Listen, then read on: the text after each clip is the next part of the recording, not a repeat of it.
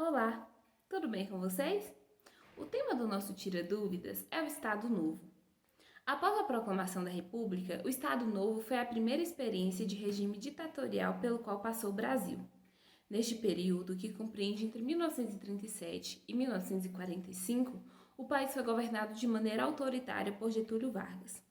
Para abordar as principais características dessa fase e suas possíveis relações com o Brasil de hoje, contaremos com a participação do professor Carlos Zacarias, graduado em História pela Universidade Católica de Salvador, mestre em História pela UFBA, doutor em História pela Universidade Federal de Pernambuco, com pós-doutorado pela Universidade Federal Fluminense.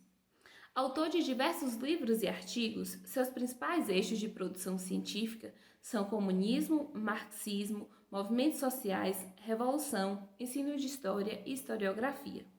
Atualmente é professor associado do Departamento de História e do Programa de Pós-Graduação em História da UFBA. Vamos lá?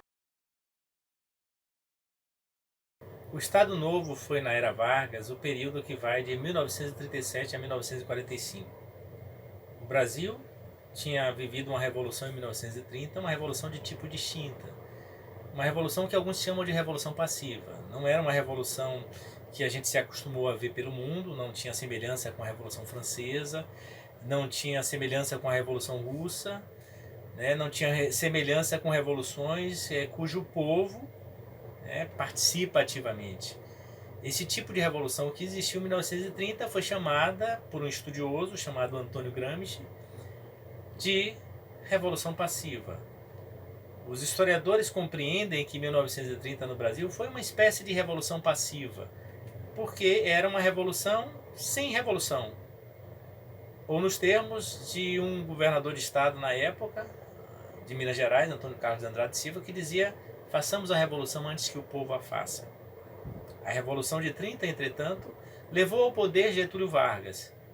E no poder, Getúlio Vargas, que estava no contexto, no meio de uma aliança que envolvia os tenentes que tinham se levantado em 1922 e em 1924, nesse último ano tinham partido para percorrer o Brasil na chamada Coluna Prestes, exerciam muita pressão sobre aqueles setores do qual Vargas era oriundo, setores da oligarquia, que eram dissidentes do regime da Primeira República e que naquele contexto ali dos anos 30, como dissidentes, se juntaram aos tenentes para desencadear um movimento através da Aliança Liberal e promover essas transformações. Vargas, na cabeça desse movimento, como o principal líder da Revolução, na verdade, a liderança da Revolução foi entregue a Luiz Carlos Prestes, que era um dos líderes do tenentismo, que depois viria a ser comunista. Ele não era comunista em 1930 ainda, mas depois ele entra no PCB. Prestes recusou-se a liderar aquele processo e Vargas assumiu a direção e foi então presidente. Era um contexto de muito tumulto, não só no Brasil, mas no mundo todo. Na Itália, por exemplo, tinha chegado ao poder Benito Mussolini em 1922. E entre 22 e 30, especialmente em meados da década de 20, Mussolini, que era um líder fascista, o fascismo é um regime de extrema direita, Mussolini desencadeou uma repressão brutal aos comunistas, e aquele regime fascista que existia na Itália, especialmente a partir de 25, 26, quando há uma crise ali, o regime se aprofunda, a ditadura fascista de Mussolini se escancara. Esse regime também inspira na Alemanha o Partido Nacional Socialista dos Trabalhadores Alemães, que vai levar Hitler ao poder em 1933, em janeiro de 33. Então é um contexto muito tumultuado. Na Itália e na Alemanha tem regimes fascistas, e pelo mundo há regimes que se assemelham ao fascismo, esse regime de extrema direita, e os historiadores chamam esses regimes de fascismos genéricos. O primeiro governo de Vargas, que chega ao poder através de uma revolução, a Revolução de 30, ele é um governo sem Constituição. E é um processo de pressão para que exista uma Constituição, que finalmente é implantada em 1934, num processo em que houve uma Constituinte. E, portanto, a discussão levou à promulgação da Constituição. Em 1935, contudo, os comunistas, através da Aliança Nacional Libertadora, a ANL, que era um movimento popular antifascista, a ANL, e que tinha a presença dos comunistas. Depois de serem postos na ilegalidade, depois de a ANL ser posta na ilegalidade, os comunistas, em novembro de 1935, promovem um levante em alguns quartéis do Brasil. Esse levante foi fracassado, era muito localizado, não tinha características de um movimento nacional, embora os comunistas que estivessem envolvidos, alguns dos quais tinham saído do tenentismo, inclusive o próprio Luiz Carlos Prestes, eles aspiravam a envolver o povo num processo revolucionário que levasse os trabalhadores ao poder. Esse processo revolucionário não ocorreu, efetivamente, e ocorreu alguns levantes em quartéis e foi logo abafado. Em seguida ao levante de novembro, se desencadeou uma ofensiva brutal contra os comunistas e o governo Vargas veio cada vez mais se aproximando desses fascismos genéricos e do próprio regime fascista italiano, que passou a inspirar até que em 1937 o Estado Novo foi implantado. A implantação do Estado Novo se deu a partir de um plano que foi forjado, de uma fake news da época, um plano Cohen, que, atribuído aos comunistas, diziam que os comunistas iriam tentar novamente tomar o poder no Brasil, uma coisa que era falsa. O plano Cohen não foi um plano feito pelos comunistas, mas sim uma fraude histórica, uma fake news feita por membros do governo de Getúlio Vargas, que usaram aquele subterfúgio para, em novembro de 1937, fechar o regime, suprimir a Constituição que existia em 1934, que tinha sido feita e promulgada em 1934, eles suprimiram e puseram uma outra Constituição, a Constituição de 1937. Neste contexto, entre 37 e 45, o mundo vai viver a Segunda Guerra Mundial, que se deflagra a partir de 1939, e o Brasil, que tem no interior do governo um setor que tem simpatias pela Alemanha, e outro setor que tem simpatias pelos Estados Unidos, simpatia pela Alemanha e os aliados da Alemanha, que compõem o eixo na guerra, na Segunda Guerra Mundial, e os Estados Unidos e os aliados dos Estados Unidos que compõem o que são chamados de aliados. No interior do governo Vargas, há divisões sobre para qual lado o Brasil vai pender, e em 42 especificamente, o Brasil, por muita pressão, começa a pender para o lado dos aliados, até porque naquele ano submarinos alemães bombardeiam e afundam navios brasileiros na costa do país, na costa do Nordeste.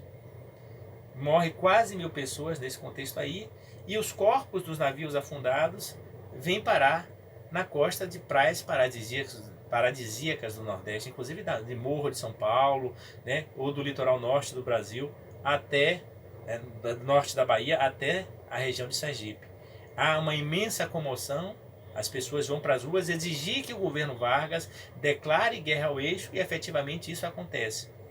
Então o Estado Novo, que tem características do fascismo genérico, os próprios comunistas denominavam o Estado Novo de um regime fascista, a certa altura, os próprios comunistas, entretanto, começam a perceber que Getúlio Vargas, se entra na guerra ao lado dos aliados, os aliados incluíam os Estados Unidos, mas também a União Soviética, os comunistas começam a entender que podem pressionar o governo para que o governo tome atitudes contra a Alemanha, contra os fascistas e inclusive contra os fascistas brasileiros.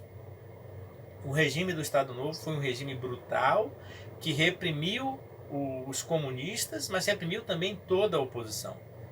A partir da década de 40, quando o Estado Novo, o governo de Vargas, entra na guerra ao lado dos aliados, há um afrouxamento das condições de repressão, e esse afrouxamento vai culminar em 45 com uma ampla anistia para os presos políticos. Prestes está preso nessa altura aí, Carlos Marighella está preso, muitos comunistas estão presos, muitos antifascistas estão presos, e essa abertura e essa anistia que culmina em 45 é a circunstância também em que o regime do Estado Novo começa a definhar, vai perdendo força e desaparece. Os historiadores têm polêmicas sobre a natureza do regime do Estado Novo. Não se sabe exatamente, não há consenso sobre o fato de ser um regime que se possa ser chamado de fascismo genérico. Eu, pessoalmente, gosto dessa expressão fascismo genérico adotada para o Estado Novo, mas não é um consenso. Eu e outros achamos assim, mas outros historiadores não acham. A história também é feita desses debates.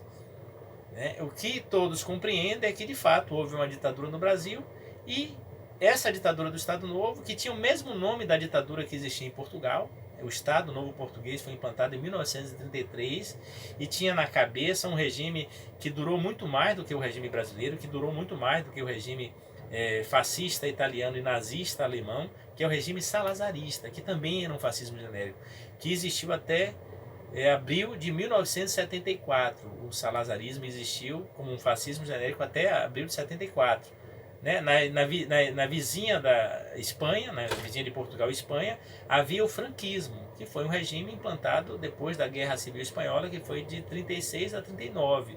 E o franquismo também era um fascismo genérico, o franquismo inspirado na figura do chefe político Francisco Franco.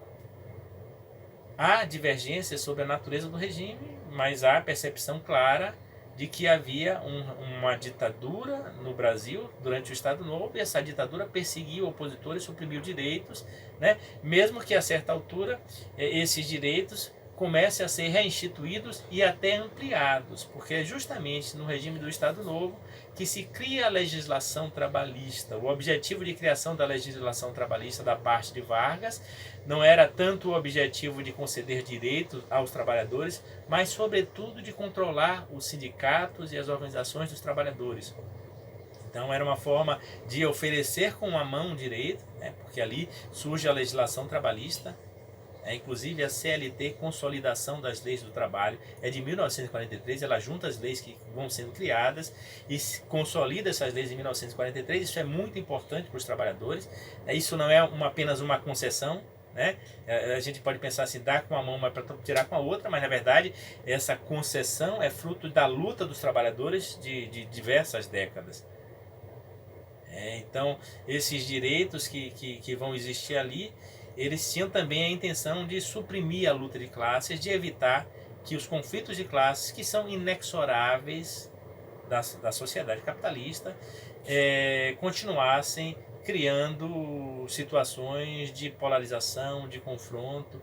E uma das características do fascismo é a tentativa de suprimir a luta de classes. E a luta de classes não pode ser suprimida por atos, por decretos, nem por concessões.